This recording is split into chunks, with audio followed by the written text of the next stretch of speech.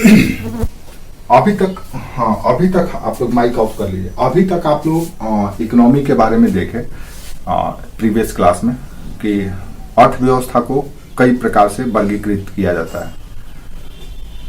तो एक क्लासिफिकेशन आप लोग देख चुके हैं, दो क्लासिफिकेशन देख चुके हैं। कैपिटल वाला यानी कि जो इकोनॉमी को ऑपरेट करता है, तो उस आधार पर हमने 3 वर्गों में बांटा था उसको। इसी तरह से हम लोग देखे थे कि इकोनॉमी के कुछ एरिया होते हैं, तो उस एरिया के आधार पर उसको हम लोग क्लासीफाई कर दिए थे। Primary sector, secondary sector, tertiary, quaternary and fifth sector. ये 2 एरिया आपका कवर हो गया है। अब ये दोनों एरिया से मुख्य परीक्षा में जब आप हाई लेवल के एग्जाम देंगे तो मुख्य परीक्षा में आपसे सवाल पूछे जाएंगे। जैसे यूपीएससी वगैरह देंगे तो उसमें वहां से सवाल पूछे जाएंगे। जैसे कई सवाल बनेंगे कि प्राथमिक क्षेत्र कैसे,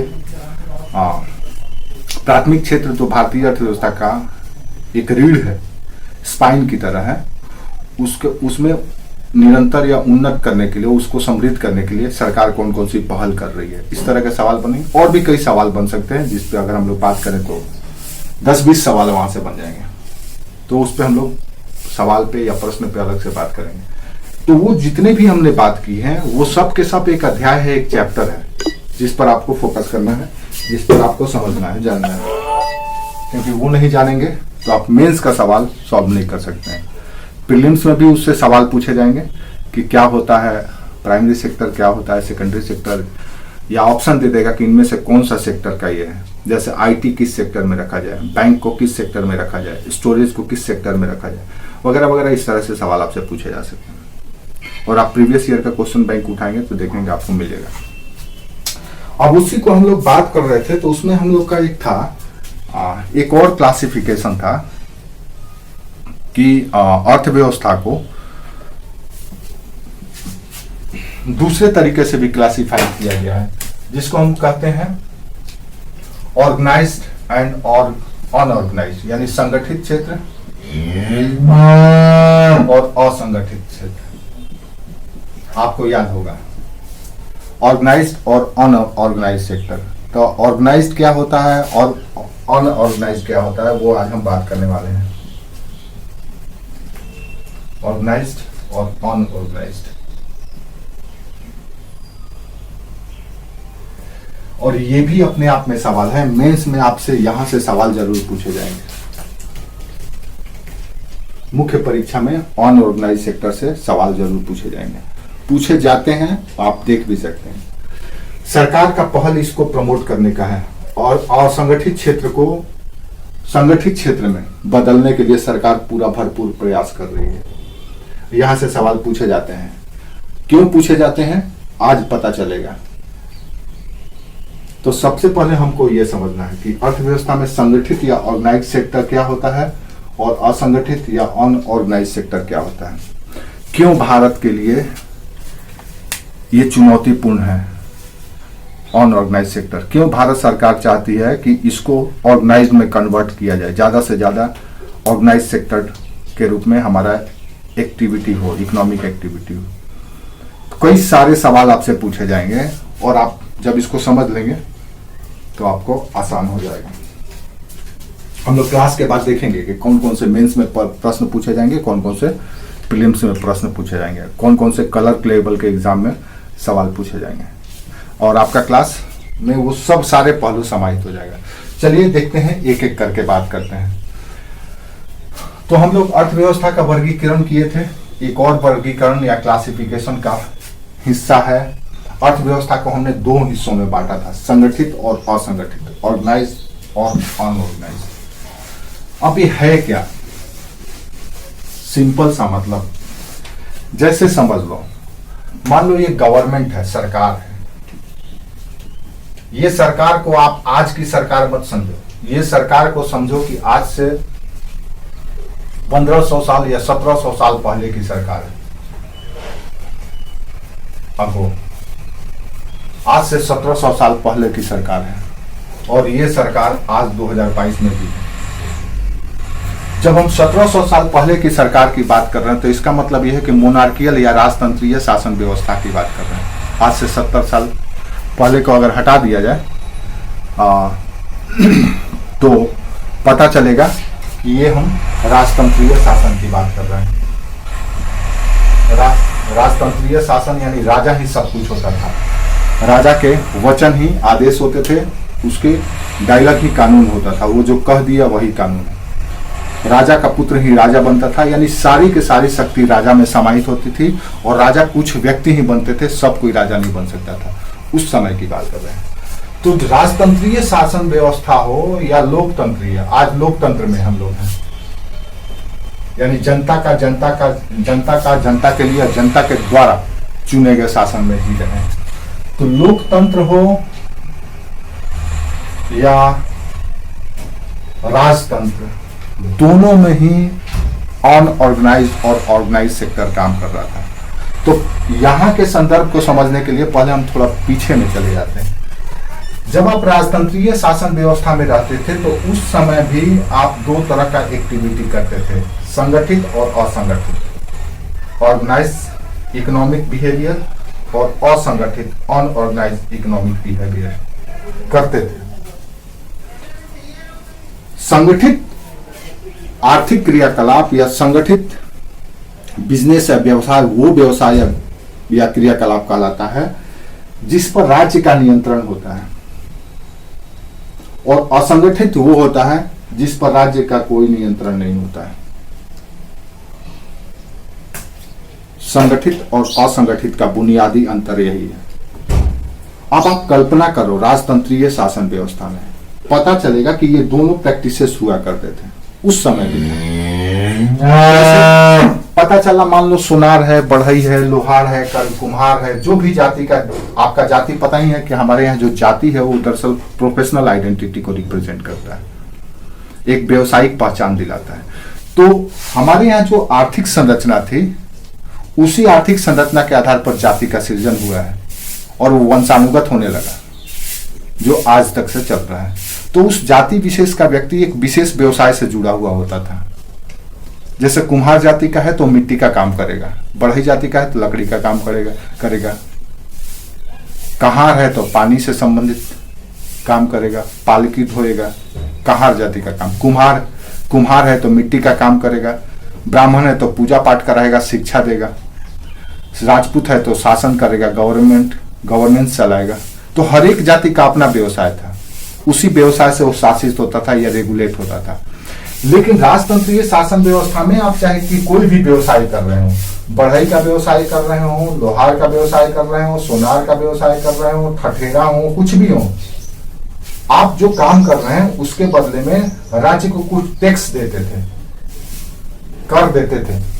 ये कर नगद में भी हो सकता था, जिन्स में भी हो सकता था, या विष्ठी के रूप में, बेगार के रूप में भी हो सकता था। आप तीनों ही तरह से राज्य को सेवा देते थे। कैसे? कर के रूप में, कर नगद भी हो सकता था, जिन्स के रूप में या वस्तु के रूप में भी हो सकता था, या बेगार के रूप में। राज्य आपसे एक नियत दिन, नियत समय फ्री में आपसे सेवा लेती थी, जिसको बेगार या विष्ठी शब्द भी का यूज किया जाता है।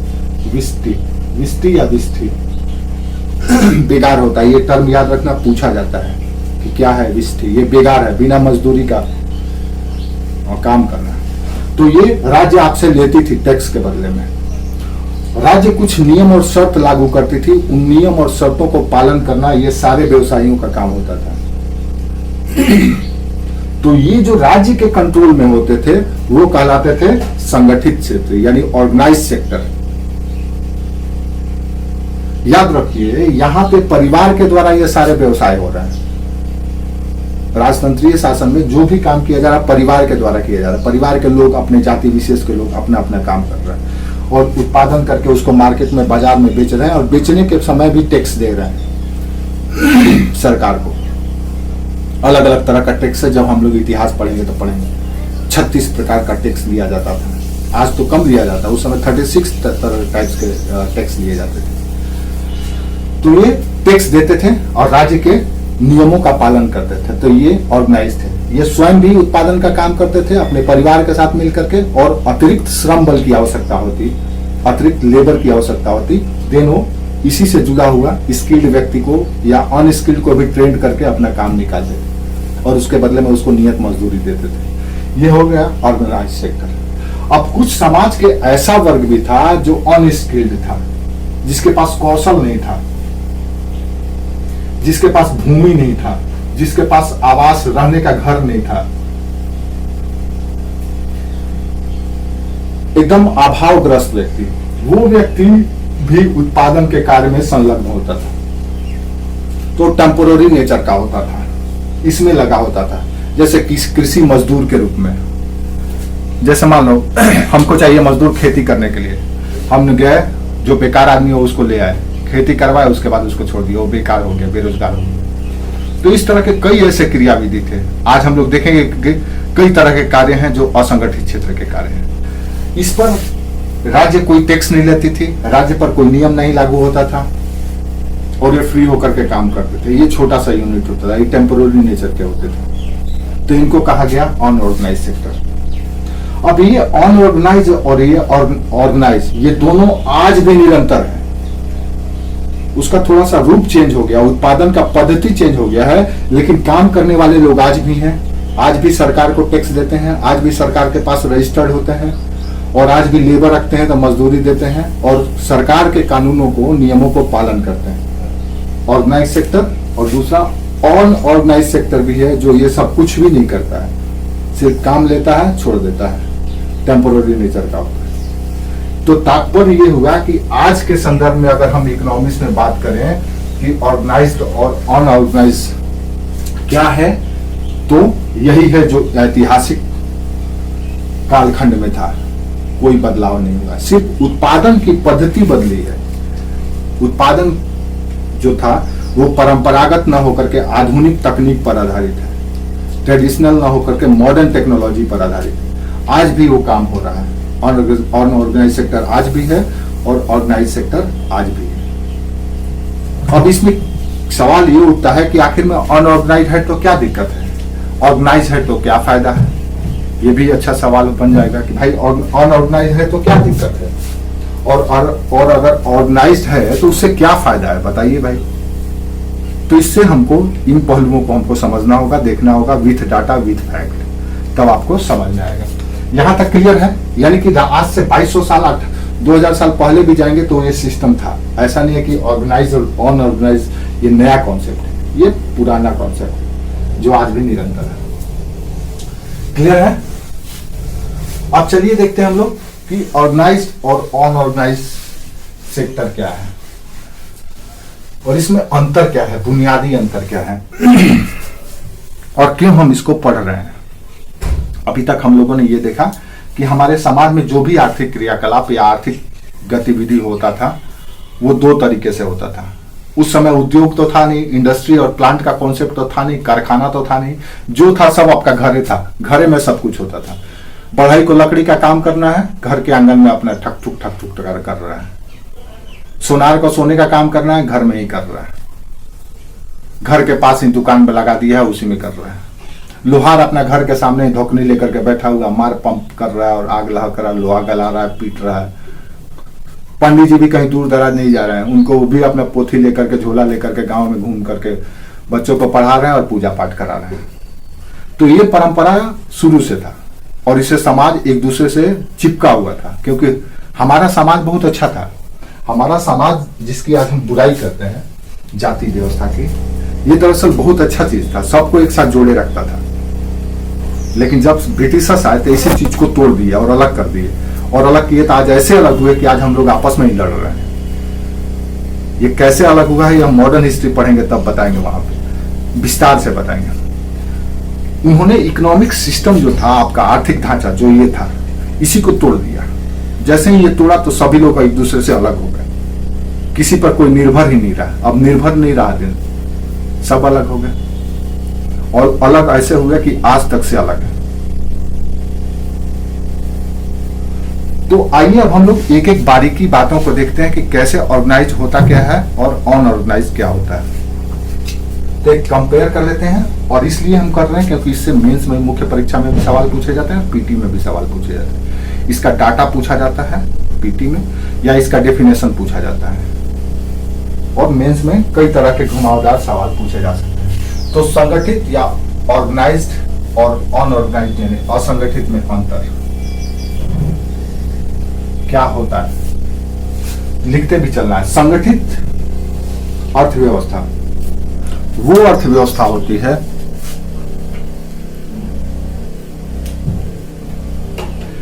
जिसमें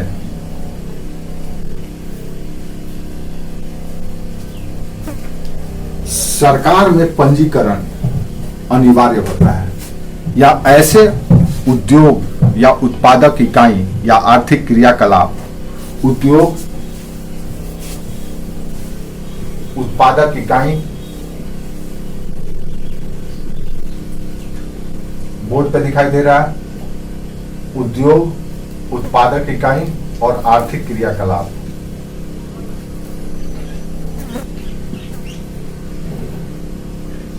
ऐसे उद्योग उत्पादक इकाई और आर्थिक क्रियाकलाप जिसका पंजीकरण या रजिस्ट्रेशन सरकार के द्वारा किया गया है। सरकार के पास रजिस्ट्रीकरण या पंजीकरण। अब सरकार के पास पंजीकरण है, यानी सरकार आपके बारे में सब कुछ जानती है कि आप क्या उत्पादन करते हैं और कितना उत्पादन करते हैं। आपका रिकॉर्ड सरकार के पास है, ठीक है। दूसरा, अब यहां पे कोई भी काम हो सकता है। अब हमको बताओ, कृषि, किसान, कृषि का कर्म जो है, मान लो एक फल विक्रेता है, रेडी वाला, उसको आप कहां देखेंगे? ऑर्गेनाइज में देखेंगे कि अनऑर्गेनाइज में देखेंगे? आप कोई बता सकता है कहां पे उसको देखेंगे? ढूंढना होगा तो।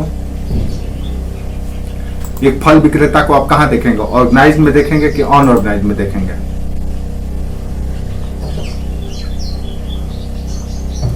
अनऑर्गेनाइज में देखेंगे, यानी कि उसका पंजीकरण सरकार के पास नहीं है। इसका मतलब यह है कि वो अपने मनमानी तरीके से काम करता है। अगर वो मनमानी तरीके से काम कर रहा है, सरकार के पास उसका पंजीकरण नहीं है, तो इसका मतलब यह है कि सरकार के द्वारा जो बेनिफिट दिया जाता है मजदूरों को, उन जैसे लोगों को उनको नहीं मिलेगा। लोन देना हो, कुछ फैसिलिटी देना हो, बीमा देना हो, बैंक से जुड़ना, पता नहीं क्या क्या सुविधाएं जो सरकारी स्कीम के माध्यम से देती है, अब उनको हासिल नहीं होगा। तो असंगठित क्षेत्र और संगठित क्षेत्र चिंता का इसलिए भी विषय है क्योंकि इनको सरकारी फायदा नहीं मिल पाता है, और लेकिन ये बहुत बड़े हिस्सा रखते हैं। तो संगठित क्षेत्र कौन है? तो संगठित क्षेत्र वो क्षेत्र है जो सरकार के पास पंजीकृत है, सरकार के रिकॉर्ड में है। वो सारे क्रियाकलाप हो सकता है, मोमबत्ती बनाने से लेकर के जहाज बनाने तक सारे क्रियाकलाप संगठित क्रियाकलाप में जो भी पंजीकृत है सरकार के पास, रजिस्टर्ड है, वो सब। अब अगर ये पंजीकृत हैं तो क्या होगा? अब दूसरी ओर ये भी समझ लेना कि और अनऑर्गेनाइज क्या है, यानी जिसका पंजीकरण सरकार के पास नहीं है। यहां पे पंजीकरण सरकार के पास नहीं है। कोई भी काम हो सकता है, अभी हम बताएंगे कौन कौन से काम असंगठित में आते हैं, कौन कौन से संगठित में आते हैं। तो जिसका पंजीकरण नहीं है वो असंगठित है, अनऑर्गेनाइज्ड है। जो पंजीकृत है वो ऑर्गेनाइज्ड है। क्लियर है?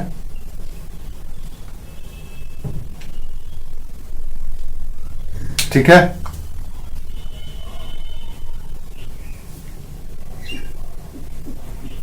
समझ में आया?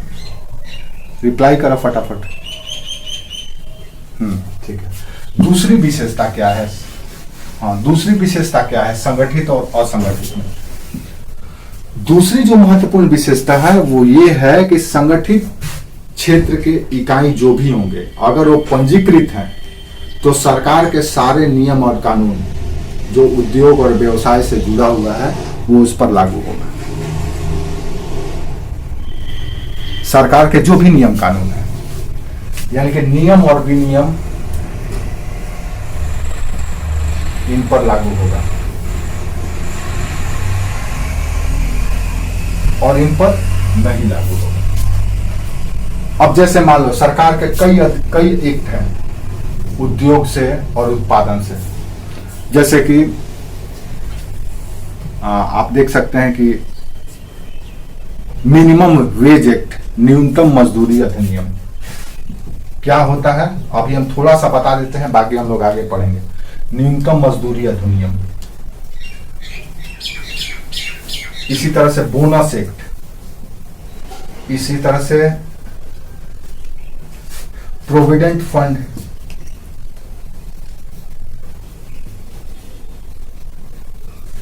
एक्ट, इसी तरह से महिला मैटरनिटी बेनिफिट एक्ट, मातृत्व सुरक्षा अधिनियम, मातृत्व लाभ अधिनियम,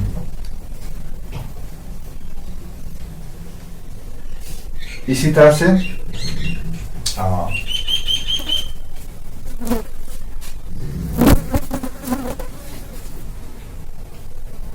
कार्य के घंटों का निर्धारण, कार्य के घंटों का निर्धारण,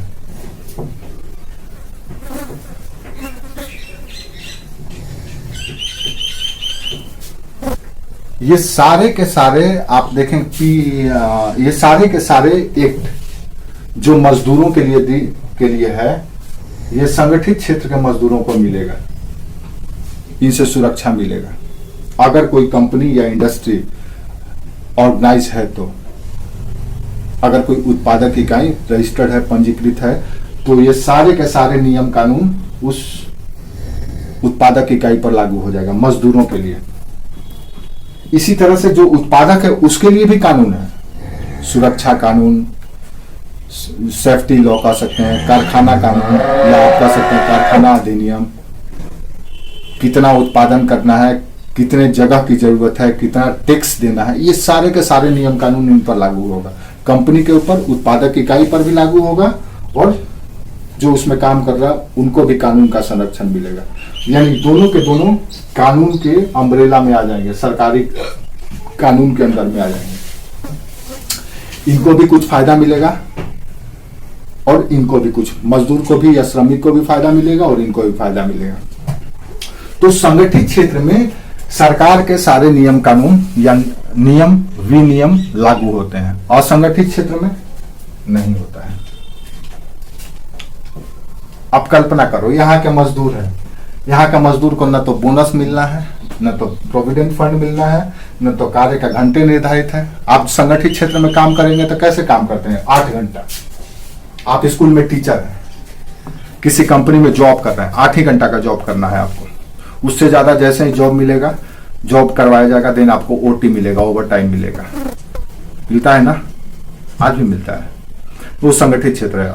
अब अनऑर्गेनाइज सेक्टर में आप काम कर रहे हैं, मान लो किसान के यहाँ मजदूर काम कर रहे हैं, किसी के दरवाजे पे जाकर के कुछ काम कर रहे हैं, तो वैसी स्थिति में क्या है, वो कितना काम करवाएगा, कितना मजदूरी देगा, वो उसके विवेक पर निर्भर करता है। वो दोनों, आप दोनों के म्यूचुअल अंडरस्टैंडिंग पर निर्भर करता है कि आप उससे कितना मजदूरी हासिल करते हैं, वो आपको कितना मजदूरी देता है और कितना घंटा काम करवाता है।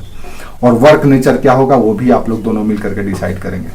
लेकिन यहाँ पे ऐसा नहीं है, यहाँ पे जो भी काम करेंगे वो कानून के नियम के अधीन रह करके करेंगे।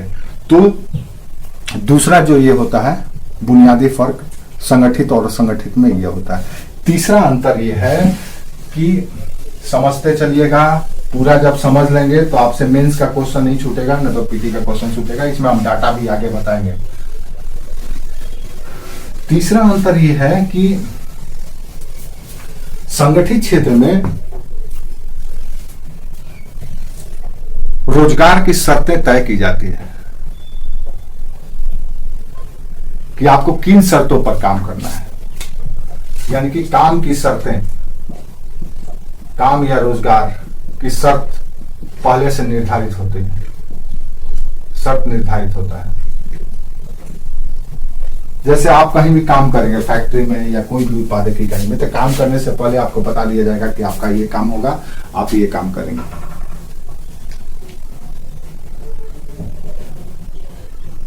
ठीक है, दोनों के बीच में म्यूचुअल अंडरस्टैंडिंग रहता है और दोनों के बीच में एक निर्धारित नियम के अंतर्गत आपके काम के नेचर निर्धारित रहेंगे, आप वही काम करेंगे, कोई दूसरा काम आपसे नहीं करवाया जाएगा। और इसमें क्या है, इसमें ऐसा कुछ भी नहीं है। आपको हायर कर लिया गया है मजदूर के रूप में, आप आइए, ईंट भिगोइए, गारा भिगोइए, कुछ सफाई करवाना है तो सफाई भी कीजिए, कुछ भी मतलब जो आपसे करवाना है, और दोनों के बीच के। लेकिन इसका ऐसा नहीं है, यहाँ पे कार्य का नेचर या प्रकृति आपस में शर्तों के आधार पर तय कर ली जाती है। सरकार तय करके रखती है कि इस काम के लोग होंगे तो इस तरह से आप काम लेंगे। ठीक है, तो कार्य या रोजगार की शर्तें पूर्व निर्धारित रहती है, इसमें ऐसा कुछ भी नहीं है। अब बड़ी रोचक चीज आपको आगे मिलने वाला है, पहले इसको समझ लीजिए। तब चौथी बात, जो संगठित और असंगठित इकोनॉमी का बुनियादी अंतर है वो ये है कि संगठित क्षेत्र में जो भी लोग जुड़े होते हैं काम करने वाले, उनको निश्चित मासिक वेतन दिया जाता है। निश्चित जिस शर्त पर आपका वेतन निर्धारित होता है, जो आपका रेम्युनरेशन है, जो आपका पे स्केल है, जो सरकार में पे स्केल चलता है और प्राइवेट सेक्टर में रेम्युनरेशन चलता है, तो निश्चित वेतन होता है, वेतन दिया जाता है। यहां पे ऐसा कुछ भी नहीं है। काम करवाने वाला आपसे बार्गेनिंग करके आपका कम भी कर सकता है, लेकिन यहां पे ऐसा नहीं है। आपका वर्क नेचर क्या है, उस वर्क नेचर का रेट पहले से फिक्स है। सरकार ने न्यूनतम मिनिमम बेस रेट लगाया हुआ है कि आप किसी भी मजदूर को, जो भी आपके यहाँ काम करेगा, उसको 350 रुपए से कम नहीं देंगे। तो आप कोई भी काम करवाइए, 8 घंटे का काम के लिए 350 मिनिमम देना होगा। और अगर स्किल्ड है तो फिर उसका रिम्यूनरेशन अलग से तय होगा। यानी कि कौशल है कुछ, उसमें हुनर है, और उस हुनर से वो आपका उत्पादन का काम करेगा। जैसे मान लें मोमबत्ती बनाने का काम है, तो मोमबत्ती बनाने का काम उसको आता है और वो करता है, तो आपका उसमें रेट फिक्स होगा कि आपको इतना वेतन दिया जाएगा। तो वेतन उतना ही दिया जाएगा जितना न्यूनतम मजदूरी अधिनियम में निर्धारित है, उससे कम नहीं, उससे ज्यादा हो सकता है, कम नहीं। मिनिमम बेसिक समय समय पर सरकार संशोधन करके महंगाई को ध्यान में रखते हुए उसको बढ़ाती है। 5 साल 10 साल 6 साल पे उसको बढ़ा देती है कि अब कोई भी मजदूर होगा तो उसको इतना न्यूनतम मजदूरी आपको देना होगा। तो यहाँ पे निर्धारित होता है कि आपको कितना वेतन दिया जाएगा। यहाँ पे ऐसा कुछ भी नहीं होता है। अब है ना डेंजर जोन, देख लो, यहाँ पे कुछ भी सिक्योरिटी नहीं है, यहाँ पे सारा सिक्योरिटी मिल रहा है। क्या दूसरा, यहाँ पे आपका नौकरी कितना दिन रहेगा यह निर्धारित है। यानी कि नौकरी की अवधि निर्धारित है। 60 साल प्राइवेट सेक्टर में, 60 साल का कोई कॉन्सेप्ट नहीं है प्राइवेट सेक्टर में। अब यहां भी हो गया है कि आपको किक किया जा सकता है, जिसको गिग इकोनॉमी कहा जाता है। संगठित क्षेत्र में भी एक नए तरह का समस्या आ गया है, जिसको हम लोग गिग इकोनॉमी कहते हैं। हम लोग बात किए हैं और GEE गिग इकोनॉमी, जो हम लोग आगे बात करेंगे क्या है गिग इकोनॉमी, जो यूपीएससी में मेंस में एक क्वेश्चन पूछा गया है, गिग इकोनॉमी क्या है। इसी बार 2022 के एग्जाम में शायद पूछा गया है मेंस में। तो यहां भी वो आ गया है, लेकिन संगठित क्षेत्र में नौकरी का अवधि निर्धारित होता है। साल भर, 2 साल, 5 साल, जो भी हो, फिक्स रहता है और आप उतना दिन काम करते हैं। अगर आपका वर्क परफॉर्मेंस खराब होता है, आपके काम से कंपनी या नियोक्ता अपॉइंटी आपसे सेटिस्फाई नहीं है, दिन आपको किक करता है। लेकिन संगठित क्षेत्र में नौकरी या कार्य की अवधि निश्चित होता है और आप काम आराम से कर सकते हैं। सुरक्षा रहता है, नौकरी की सुरक्षा होता है, यहां पे ऐसा नहीं होता है। नेक्स्ट पॉइंट, काम करने का घंटा यहां पर निर्धारित होता है, सुनिश्चित होता है। 8 घंटा। अगर इससे ज्यादा करेंगे दिन क्या मिलेगा, ओवर टाइम पेमेंट मिलेगा। यहां पे काम करने का घंटा कोई निश्चित नहीं है। आए 2 घंटा भी काम किया, आपके बीच समझौता हो गया है, 2 घंटा काम किए, काम करके चले गए, आप जितना आपको पैसा लेना था। जैसे मान लो कोई बुनकर आया, रजाई बुना आपका, बुन करके चले गया। आपको बागान का कोड़ाई करवाना था, आपने माली को बुलाया, माली आया, कोड़ा उड़ा पानी उनी पटाया, चले गया। और जितना घंटा में करना है आपने उसको रेट फिक्स कर दिया था।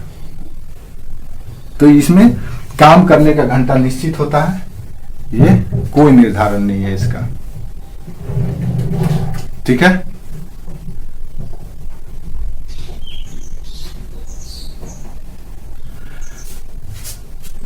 इसमें जो वेतन दिया जाता है, अब हमको बताइए संगठित क्षेत्र का वेतन कैसे निर्धारित होगा? वेतन का निर्धारण कौन करेगा? तो यहां पर वेतन का निर्धारण सरकार के नियमों के अनुसार किया जाता है।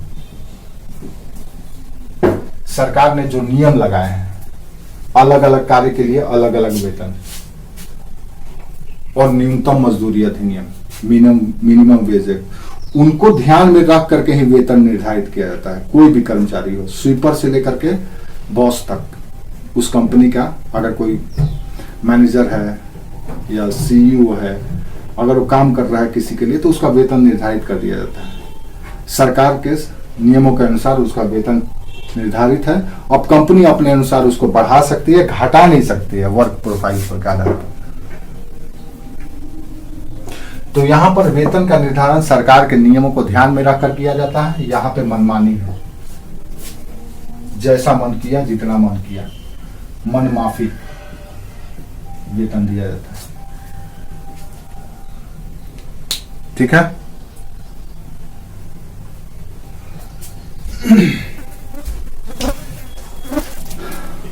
अब यहां पर आपको बोनस मिलेगा, यहां पर आपको बोनस मिलेगा, यहां पर आपको प्रोविडेंट फंड या भविष्य निधि मिलेगा, यहां पे आपको मातृत्व सुरक्षा लाभ मिलेगा,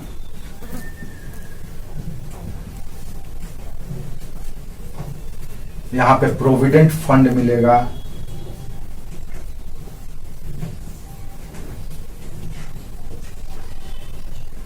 प्रोविडेंट फंड मिलेगा। इस तरह की सामाजिक सुरक्षा आपको मिलेगा, सोशल सिक्योरिटी मिलेगा, सामाजिक सुरक्षा हासिल होगा। जैसे आप देखेंगे आज भी जितनी भी बड़ी बड़ी कंपनियां हैं या उद्योग है, अपने कर्मचारियों को विशेष अवसर पर, जैसे दिवाली, दशहरा या किसी अवसर पर बोनस दिया जाता है। जैसे जमशेदपुर में टाटा स्टील है, ये दशहरा के मौके पर अपने कर्मचारियों को, अपने मजदूरों को जबरदस्त बोनस देती है और पूरा जमशेदपुर लहलहा जाता है, इतना पैसा आ जाता है, पूरा मार्केट एकदम जाम हो जाएगा। आप लोग को पता अगर होगा तो, और भी सेल भेल गेल और भी जितनी कंपनियां, वो हाँ सब जगह मिलता है, तो बोनस देती है। अब यहाँ पे आप आइए तो यहाँ पे ऐसा कुछ नहीं है। अब भविष्य निधि जो है, ये भी आपको मिलता है। भविष्य निधि यानी कि भविष्य के लिए, रिटायरमेंट होने के बाद आपके लिए एक फंड तैयार किया जाता है, उसमें दोनों का कंट्रीब्यूशन होता है। भविष्य निधि में दोनों का ही तीन लोगों का कंट्रीब्यूशन होता है। सरकार भी उसमें कुछ योगदान देती है, नियोक्ता या कंपनी भी योगदान देती है, और जो कार्मिक है या जो मजदूर है या जो श्रमिक है वो भी अपना योगदान देता है। तीनों मिल करके एक फंड तैयार करते हैं जो मंथली बेसिस पे कटता है। इसके मजदूरी से इसमें हासिल चले जाएगा। मान लो ये 10% दिया, 40% ये दिया, तो 50% सरकार दी। ऐसे ये वेरिएट करता है। सरकार समय पर करती है, डिसाइड करती है समय समय पर कि अब वो कितना प्रोविडेंट फंड में हिस्सा देगी, जैसे सरकारी कर्मचारियों का होता है। प्राइवेट सेक्टर वाला भविष्य निधि के लिए कंपनी और ये दोनों मिलकर के करते हैं, और सरकारी क्षेत्र में ये तीनों मिलकर के हिस्सा देते हैं। कंपनी भी देती है, सरकार भी कुछ योजनाओं के माध्यम से देती है, और कर्मचारी भी देते हैं। इस तरह से आपके भविष्य के लिए एक मुश्त राशि लाखों में तैयार हो जाता है, जो आप रिटायरमेंट के बाद आप उसका यूज कर सकते हैं। जैसे घर बना सकते हैं, बेटी का विवाह करना हो या बेटे को पढ़ाना वगैरह वगैरह, जो भी आपको चाहिए है। यानी आपका जो शेष जीवन है, उस शेष जीवन को एक बेहतरीन तरीके से सरवाइव करने के लिए, व्यतीत करने के लिए इस फंड का आप प्रयोग करते हैं। ये जो भविष्य निधि है, यहाँ पे आपको नहीं मिलता है असंगठित क्षेत्र में। न तो आपको बोनस मिला, न तो भविष्य निधि मिला। इसी तरह से मातृत्व सुरक्षा लाभ, मैटरनिटी बेनिफिट, आप देखे होंगे कि जितने भी ऑर्गेनाइज सेक्टर है उसमें महिलाओं को प्रसूति से 3 महीना पहले और प्रसूति के 3 महीना बाद तक उनको छुट्टी मिलता वेतन के साथ। घर बैठे रहेंगे, उनको वेतन भी मिलेगा और उनका जॉब भी बना रहेगा। सरकार उसको भी समय समय पर तय करती है, बदलती है और नई लाती है। जैसे अभी 6 महीने का कि 3 महीना प्रसूति से पहले यानी बच्चा के जन्म से पहले और जन्म के बाद माता घर पर रहेंगी, जो भी महिला कर्मचारी हैं, और उनको वेतन दिया जाएगा। ऐसा यहाँ पर कुछ भी नहीं है। आप जाइएगा, काम कीजिएगा तो पैसा मिलेगा, नहीं कीजिएगा तो घर बैठिए आपकी। इसलिए आप देखे होंगे कि कई जगहों पर शादी ब्याह के अवसर पर आप कई रोड से गुजर रहे होंगे तो देखे होंगे एक महिला है जो गर्भवती है और सर पे लाइट लेकर के घूम रही है। बड़ी विकट स्थिति हो जाता है, देख करके आंखों में आंसू आ जाता है कि बताइए वो इस स्थिति में है और काम कर रही है। तो वो असंगठित क्षेत्र के हैं, उनका कोई ठिकाना नहीं है बेचारे का। नहीं करेंगे तो उनको पैसा नहीं मिलेगा, पैसा नहीं मिलेगा तो पेट कैसे पालेंगे, क्योंकि पति देव तो शराबी हैं। वो तो जितना कमाते हैं उतना वो पी जाते हैं। वो क्यों गरीब है? वो जानबूझ करके गरीब है। वो 400 रुपया अगर उसका रिक्शा चला करके, टेम्पू चला करके कमाता है या रिक्शा चला करके 300 रुपया कमाता है तो 250 रुपया वो पी जाता है। 50 रुपया भी लेकर जा करके देता होगा कि नहीं देता होगा, उसका कोई ठिकाना नहीं। शराब पिएगा और पता नहीं क्या खाएगा क्या पिएगा, वो सब में उड़ा देता है। फाइनली उस औरत को घर से बाहर निकल करके उस स्थिति में काम करना पड़ता है। वो गरीब जानबूझ करके अपने आप को बनाया हुआ है। सरकार की योजनाओं को भी फायदा नहीं उठाता, अगर मिलता भी है तो उसको यूज नहीं करता है। तो ये समस्या है। तो यहां पर प्रसूति या मातृत्व सुरक्षा अधिनियम का लाभ नहीं मिलेगा। प्रोविडेंट फंड, वही प्रोविडेंट फंड यानी भविष्य निधि, ठीक है। तो ये आपको यहां पर इसी तरह से चिकित्सा की सुविधा, ईएसआई चिकित्सा की सुविधा इस क्षेत्र में आपको मिलता है। आप देखेंगे बड़े बड़े जितने संगठित क्षेत्र है वो हॉस्पिटल के साथ उनका टाई अप होता है। सरकारी है तो सरकारी हॉस्पिटल कर्मचारियों के लिए एक अलग हॉस्पिटल बना होता है। कर्मचारी को कुछ भी हुआ तो उस हॉस्पिटल में उसकी सुविधाएं मिलेगी, उसके परिवार के लोगों को। जो भी लोग हैं सरकारी कंपनी में या सेवा में होंगे तो उनके परिवार को पता होगा, उनके लिए एक अलग हॉस्पिटल होता है। वो अपना हॉस्पिटल में जाते हैं, फ्री ऑफ कॉस्ट उनका इलाज होता है। इसी तरह से यहाँ पर है, टाटा कंपनी की अपनी हॉस्पिटल है, उसके सारे कर्मचारियों का मुफ्त में इलाज होता है। लेकिन ये सब चीज, हाँ वेरी गुड, तो ये चीज आपको यहाँ पे नहीं मिलेगा। असंगठित क्षेत्र में ऐसा है नहीं। आपको पैसा दे दिया जाएगा जिन शर्तों पर आप, जितने पैसा पर आपका तय हुआ है आप उतना पैसा लीजिए, घर जाइए। आप मरते हैं जीते हैं उससे उसको कोई मतलब नहीं। हायर एंड थ्रो वाला कॉन्सेप्ट है वहां पे। यहाँ पे ऐसा नहीं है संगठित क्षेत्र में। आप अगर हायर होंगे दिन आपका पूरा ख्याल रखा जाएगा। क्यों? क्योंकि सरकार के नियमों के अधीन है। और सरकार क्या करता है? जन कल्याण के मोड पर काम करता है। क्यों सरकार ये सब खर्च कहाँ से देता है? क्योंकि आपसे ही टैक्स लेता है, पैसा लेता है, और आप ही का पैसा फिर खर्च करता है आपके मजदूरों पर। कॉर्पोरेट से हमारे यहाँ मिक्स्ड इकोनॉमी है। थोड़ा सा मिक्स्ड इकोनॉमी से जोड़ो इसको। हमारे यहाँ मिक्स्ड इकोनॉमी है, कॉर्पोरेट भी काम करेगा और सरकार भी काम करेगी। अब कॉर्पोरेट से पैसा लिया जाएगा। कॉर्पोरेट या पूंजीपति लाभ के मोड में काम करते हैं। वो अधिकतर लाभ कमाने के लिए अपना सारा उत्पादक गतिविधि या आर्थिक गतिविधि करते हैं। अब वो जितना ज्यादा लाभ कमाएंगे देन उतना ही ज्यादा वो टैक्स में शेयर करेंगे। अब उसी टैक्स के पैसे से ये सारे काम किए जाएंगे। तो आप ही का पैसा मजदूरों को लौटाया जाता है। तो समाजवादी भी हो गया और कैपिटलिस्ट भी। कंपनी भी अपना मुनाफा कमा रही है, मुनाफा का एक हिस्सा ऐसे दे रही है। अब इसके बदले में अब एक और तरीके से भी काम करता है संगठित क्षेत्र। जैसे देखेंगे CSR, एक CSR भी है, कॉर्पोरेट सोशल रिस्पॉन्सिबिलिटी। इसमें अपने वार्षिक टर्नओवर का 2% खर्च करना होता है वेलफेयर में। शिक्षा, स्वास्थ्य, सफाई, एनर्जी, इस तरह के पेयजल, इस तरह के कार्यों में कॉर्पोरेट या कंपनी अपने वार्षिक टर्नओवर का प्रॉफिट का 2% खर्च करती है। इसी के लिए करवाया जाता है। ये भी क्वेश्चन पूछा गया है, पिछले ही बार पूछा गया है। CS किसका बाबू? Corporate social responsibility. आप YouTube पे जाकर के मेरे चैनल में देखिए, आपको बढ़िया से मिलेगा, एकदम पूरा उसका सब कुछ मिलेगा। आप वहां पे जाकर के टाइप करना, आपको पूरा मिल जाएगा। फिर भी मोटा मोटी बता देते हैं एकदम अच्छा से। ये UPSC में क्वेश्चन इस बार पूछा गया। हम वीडियो बनाए हैं, वीडियो भेजे हैं, और ये क्वेश्चन पूछा गया इस बार भी कि CSR क्या होता है। तो ये CSR क्या है?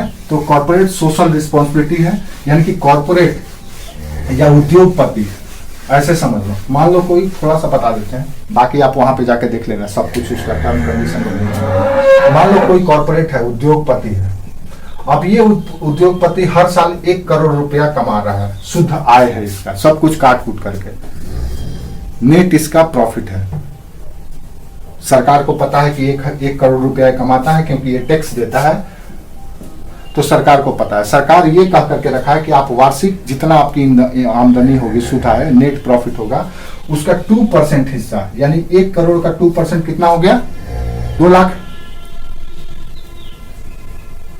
हुआ ना। तो 2 लाख रुपया आप चिकित्सा पर, पर्यावरण सुरक्षा पर, पेयजल पर, स्वास्थ्य पर, इस तरह के जो भी काम है, शिक्षा पर, परिवहन पर, इस तरह के जो भी जन कल्याण से जुड़ा हुआ काम है, उस पर आप खर्च करेंगे। ये संगठित क्षेत्र का रिस्पॉन्सिबिलिटी है, ऑर्गेनाइज सेक्टर का। असंगठित का ऐसा नहीं है। किसान करोड़ों रुपया कमा ले, उसको 1 पैसा खर्च नहीं करना है, 1 पैसा का टैक्स नहीं देना है उसको सरकार को, वो असंगठित क्षेत्र है। कृषि कर्म असंगठित क्षेत्र है। वहां पे करोड़ों रुपया का अगर किसान टर्नओवर है, तो भी उसको 1 रुपया टैक्स नहीं देना है, न तो उसको वेतन देना है, उसके साथ जो मजदूर काम कर रहे हैं, न तो उनको वेतन देना है, न तो कोई जन स्वास्थ्य या शिक्षा या पेयजल, सफाई, इस सब से उसको कोई मतलब नहीं है। काम करने मजदूर आया, काम किया, पैसा लिया, घर गया, बाद बाकी वो अपना समझे, हम अपना समझेंगे। ये असंगठित क्षेत्र में होता है, लेकिन संगठित क्षेत्र में ये चीज आपको मिलता है।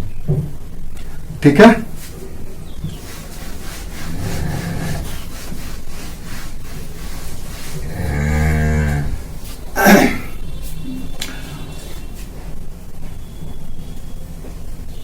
तो कुल मिला जुला करके इस तरह से संगठित और असंगठित का कॉन्सेप्ट है। अब आप बताओ मुझे, आप संगठित क्षेत्र में काम करना चाहोगे कि असंगठित क्षेत्र में काम करना चाहोगे? आप खुद मुझे बता दीजिए, आप किस क्षेत्र में काम करना है? ऑर्गेनाइज सेक्टर में काम करना चाहेंगे। Very good. कोई भी चाहेगा कि वो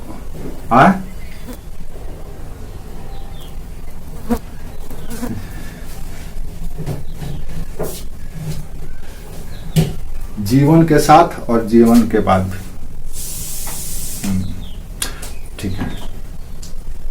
हाँ, अब आइए हम लोग देखते हैं कि असंगठित क्षेत्र में क्या क्या है। बाकी जो बचेगा सब के सब ऑर्गेनाइज सेक्टर है। ठीक है।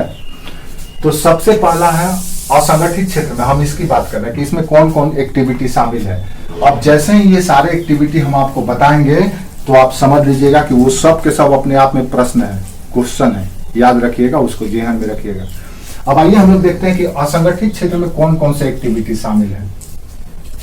तो असंगठित क्षेत्र का जो सबसे पहला है वो है छोटे और सीमांत किसान। छोटे एवं सीमांत किसान, ये असंगठित क्षेत्र में आते हैं, जिनके पास थोड़ी सी भूमि है। सीमांत किसान में भूमि का एक क्राइटेरिया है, हम भूल रहे हैं, आप उसको देख सकते हैं या हम किसी दिन बता देंगे कि जिसके पास उतना भूमि है वो मार्जिनल किसान है या सीमांत किसान है, छोटा किसान, जो सिर्फ और सिर्फ अपने जीवन निर्वाह करने भर उत्पादन कर पाता है, उतना ही उसके पास भूमि का टुकड़ा है, उसको हम लोग सीमांत किसान कहते हैं। इसी तरह से इस क्षेत्र में वो मजदूर जो भूमिहीन मजदूर है वो भी शामिल है। भूमिहीन मजदूर, जैसे कि कोई ऐसा मजदूर है जो आपके यहाँ घर पे काम करके, घर बनाने में ईंट ढो करके, गारा ढो करके और कुछ भी काम करके, उसके पास भूमि नहीं है, वो मजदूरी करके खाता है, तो वो सब असंगठित क्षेत्र में आते हैं। ठीक है। इसी तरह से मछुआरे, पशु पालने वाले, मछुआरे, पशुपालक, यही सब काम आपको जाकर के करना है। जब आप आईएएस बनेंगे, अधिकारी बनेंगे, तो इन्हीं लोगों के लिए आपको काम करना है। आप भटक जाते हैं और कारपोरेट के लिए काम करने लगते हैं। काम करना इन्हीं लोगों के लिए है, इन्हीं को मुख्य धारा में लाना है। सरकार इन्हीं के लिए होती है, इन्हीं के लिए सरकार चुना जाता है, बनाया जाता है, लेकिन हम लोग भटक जाते हैं और करने लगते हैं कॉर्पोरेट के लिए। उनके लिए कानून बनाने लगते हैं, उनको प्रमोट करने लगते हैं। मजबूरी भी है, आवश्यकता भी है, नहीं करेंगे तो वो भी नहीं चलेगा। तो भूमिहीन मजदूर, पशुपालक, ईंट भट्ठा खदानों में काम करने वाले मजदूर, पैकिंग करने वाले मजदूर, निर्माण का काम करने वाले मजदूर, ये सब छोटे एवं सीमांत किसान, भूमिहीन मजदूर, मछुआरे, पशुपालक, निर्माण कार्य में लगे मजदूर। लिखते चलो फटाफट, याद रखना, उस सब आपको कॉन्सेप्ट क्लियर रहेगा तो आप, हाँ, निर्माण कार्य में लगे मजदूर, जैसे भवन निर्माण हो, उद्योग निर्माण हो, इस तरह के निर्माण कार्यों में कारीगर है, बुनकर है, ठेला वाला है, लेबलिंग करने वाला है, चमड़े का काम करने वाला है, बीड़ी का काम करने वाला है, बीड़ी बनाने वाला, इस तरह के काम करने वाले लोग, ये सब के सब आते हैं असंगठित क्षेत्र में। अभी हम क्यों पढ़ रहे हैं हम लोग बाद में बात करेंगे, वो एक अलग एरिया है, एक अलग क्लास, अगले क्लास में उस पर सारी बात करेंगे कि सरकार क्या कर रही है और यहाँ से किस तरह के मेंस में और पीटी में सवाल पूछे जाएंगे। तो ये सब के सब भूमिहीन मजदूर या असंगठित क्षेत्र के कर्मकार हैं। इन असंगठित क्षेत्र के कर्मकारों को कुछ दूसरे तरीके से भी क्लासिफाई किया जाता है। जैसे मान लो कि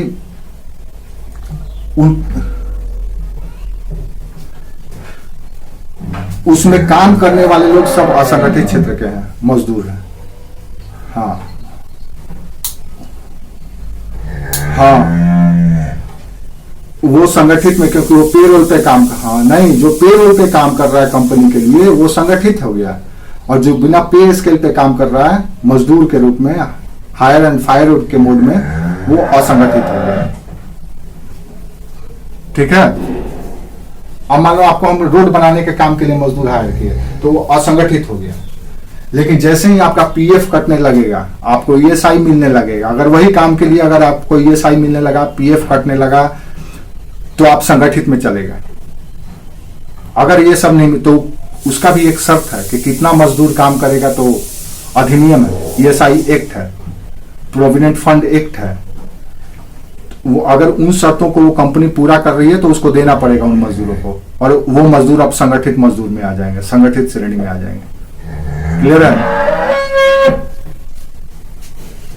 हाँ हाँ। अब कार्य के प्रकृति के अनुसार अगर देखें तो असंगठित मजदूर को भी कई वर्गों में बांटा जाता है। जैसे प्रवासी मजदूर, जैसे जो लोग दिल्ली बॉम्बे जाते हैं कमाने के लिए, बेचारे गांव छोड़ करके चले गए दिल्ली बॉम्बे कमाने के लिए, वो सब के सब असंगठित मजदूर हैं।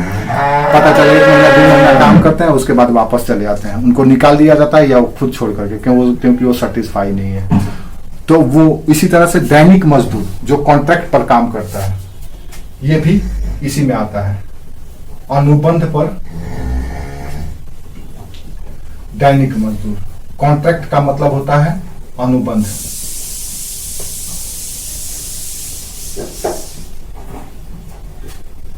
बॉन्डेड लेबर, बंधुआ मजदूर, हालांकि अब बंधुआ मजदूरी होता नहीं है, पहले होता था जिसको विस्थी कहा जाता था, बेगार। तो बॉन्डेड लेबर अब ये है ही नहीं, बंधुआ मजदूर अब नहीं मिलता है कहीं भी, ये जुर्म है। अगर कोई बिना पैसा का किसी को बंधक बना करके उसके मजदूरी करवा रहा है तो वो गुनाह है। इसी तरह से खेत में काम करने वाले खेतीहर मजदूर, खेतीहर मजदूर,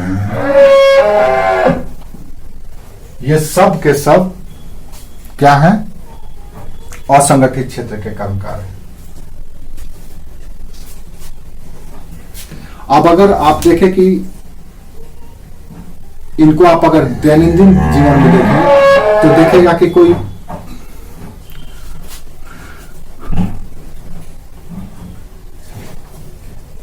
सब्जी बेच रहा है, कोई फल बेच रहा है, कोई न्यूज़पेपर बेच रहा है,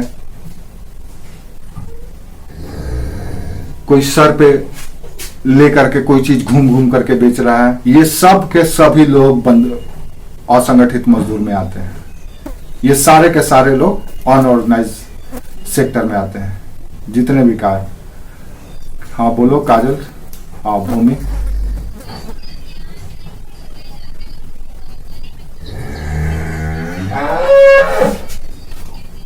वो ऑर्गेनाइज सेक्टर हो गया।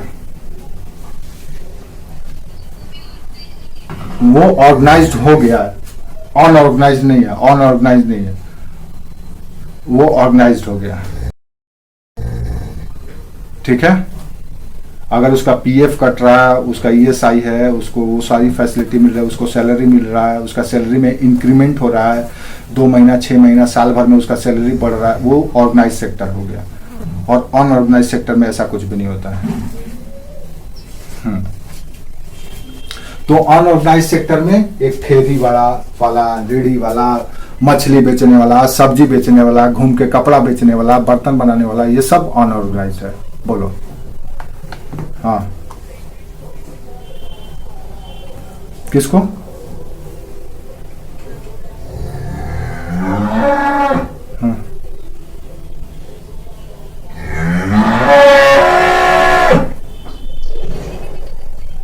हाँ, सरकारी तो संगठित हो गया। हम क्या हाँ,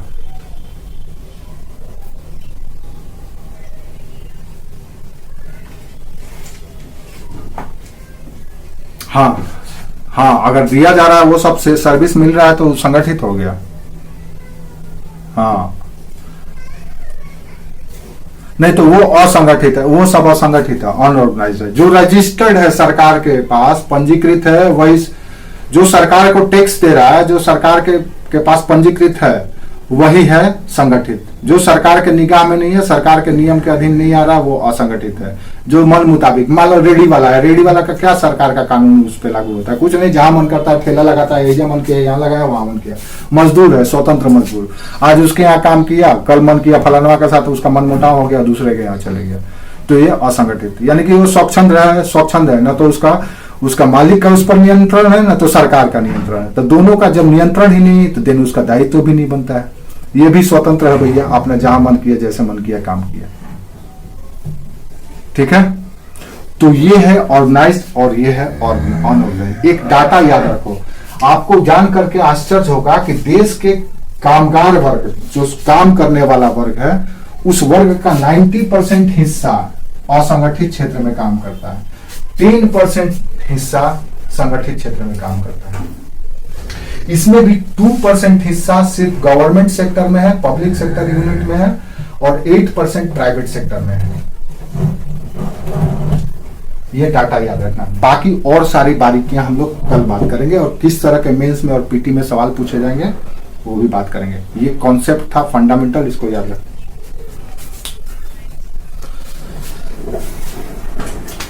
मान लो कि देश में, आपके भारत देश में 100 लोग काम करने वाले हैं, ठीक है, 100 लोग काम करने वाले हैं। काम करने वाले की आयु है 16 वर्ष से लेकर के 65-62 वर्ष की आयु। ये जो काम करने वाला वर्ग है, ये 100 लोग हैं या 1 लाख लोग हैं, 1 लाख, 1 लाख लोग हैं। अब इन 1 लाख लोगों में से 90,000 लोग, 90,000 लोग असंगठित क्षेत्र में काम करते हैं, और 10,000 लोग संगठित क्षेत्र में काम करते हैं। इस 10,000 में से 2% यानी कि 2,000 लोग सरकारी क्षेत्र में काम करते हैं, और 8,000 लोग प्राइवेट सेक्टर में काम करते हैं। यही है।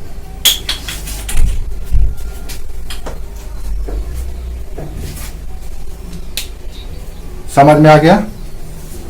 और इसकी बारीकियों को, इसकी टेक्निकलिटी को कल हम लोग समझेंगे। क्यों चिंता का विषय है, क्यों असंगठित को सरकार संगठित में लाना चाहती है, असंगठित क्षेत्र के लिए सरकार क्या क्या काम कर रही है, किस किस तरह की स्कीम लाई है, कैसे श्रम पोर्टल बना दिया गया है। जितने भी असंगठित मजदूर हैं उनको रजिस्टर, उनको सरकार अपने प्लेटफॉर्म पर ले ली है, उनका डाटा ले ली है, और उनको समय समय पर भी पैसा, पेंशन, बीमा, इस तरह की सेवाएं देती है, ताकि उनका जीवन सरल हो सके, जीवन निर्वाह हो सके। सरकार की कोशिश है कि जितना भी असंगठित क्षेत्र है, इनको संगठित क्षेत्र में लाया जाए। इससे सरकार को भी फायदा होगा, उसको रेवेन्यू जनरेट होगा, राजस्व हासिल होगा, दूसरी ओर काम करने वाले को भी फायदा होगा, उसकी कार्य की सुरक्षा मिलेगी, उसको और भी फायदे होंगे, जिसके बारे में हम लोग कल बात करेंगे कि क्या सरकार कर रही है इसके लिए। वही आपसे सवाल पूछे जाएंगे मेंस में और पीटी में भी। जब एक टॉपिक कंप्लीट हो जाएगा तब आपको हम सवाल बताएंगे, प्रश्न बताएंगे। आप देखिएगा 1-2 साल पीछे जा सकते हैं, और 1-2 साल पीछे नहीं भी होगा तो हो सकता है इस बार यूपीएससी के मेंस में क्वेश्चन वो पूछ दिया जाए, कोई गारंटी नहीं है। और ये सब जो एरिया है बहुत ही प्यारा एरिया है यूपीएससी के लिए, यहीं से सवाल पूछे जाते हैं। लड़के जीडीपी जीएनपी और पता नहीं क्या क्या पढ़ते रहते हैं, आता वहां से कुछ भी क्वेश्चन नहीं है, क्वेश्चन यहीं से पूछे जाते हैं। तो आप बड़ी ध्यान से सुनिएगा, उसको हम लोग कल फिर इसको आगे करेंगे, ठीक है। किसी को और कोई डाउट है?